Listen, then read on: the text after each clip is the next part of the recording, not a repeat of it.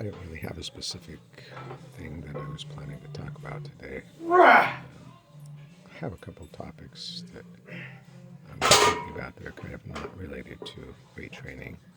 But today my workout was really all about these deadlifts.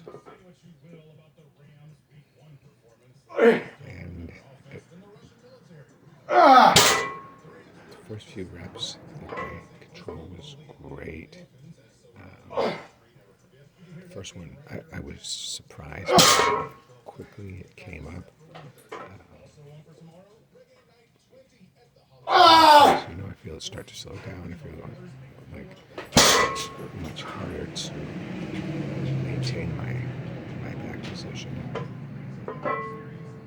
And of course, it didn't help that the dog was coming in here looking to get petted before I'm finished with my set, because I think sometimes he knows that a lot of times I will pet him after I finish my set.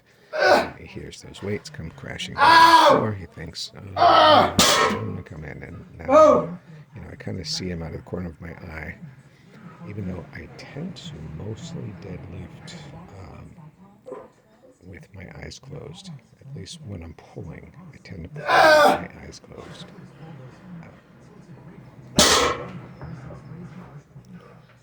But I could still kind of see him, and I saw that he was there. And of course, I'm thinking, well, I can't drop the bar on his head.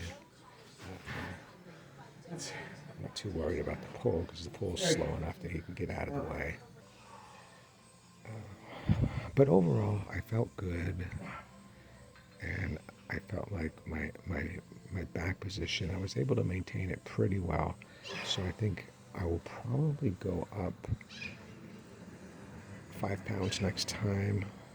I did 8 today with 215, up from 5 last time.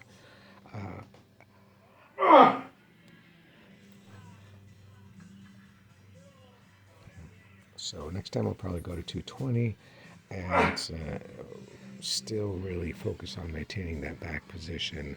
I'm just thinking, at least, if I can get a few reps that are really perfect, if I start to lose a little bit of my upper back tightness, my lower back tightness seems to be pretty good, but sometimes I feel like I round a little bit in the upper back, and well, it's not something that I think I'm going to get injured for.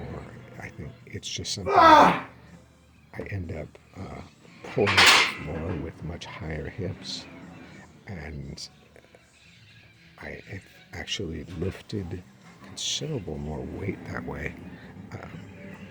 I've gotten, even in the not too distant past, probably like within the last year or so, I've pulled as much as like close to 280. I'm only pulling 215 here, like 280 like for a single. But I don't really want to do that, mostly because I want to make sure that I'm strengthening all these muscles together. And if I let myself get pulled out of position, then of course I'm going to strengthen some muscles while some of the other ones are going to kind of get a free ride. And that's just going to create an imbalance. Imbalance in the sense of how I perform the exercise and where my strong and weak points are. So the weak points will get weaker. And so I'm going to try and just be patient. Keep being patient off the floor, as you saw in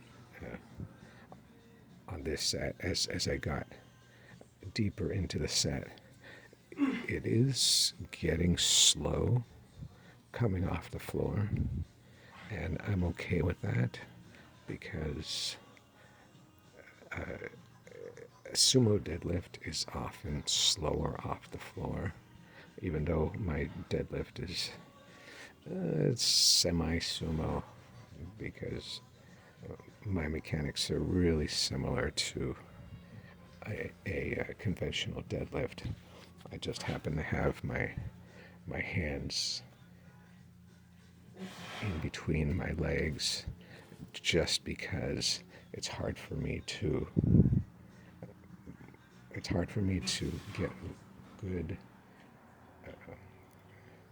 tightness in the lats if I have them outside, because I feel like my hands are too wide, and then also with my relatively long legs, that I feel very cramped doing a full conventional. So I'm really doing conventional mechanics because that's my leverages actually lend themselves towards that, but I'm doing technically a sumo stance just because my narrow shoulders and my long legs kind of necessitate me putting my feet outside of my hands.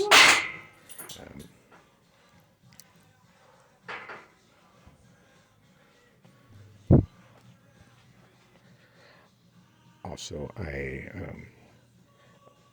do this semi-sumo stance also because I feel comfortable with my feet in a relatively narrow position.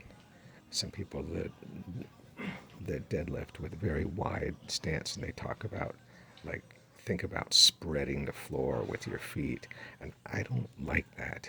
I like to feel like I'm pushing straight down on the floor, and I'm not pushing down and out, because then I always feel like my foot is trying to slide. And that's not a good feeling for me. May work for other people, doesn't work for me. I guess that's it. All about the deadlift.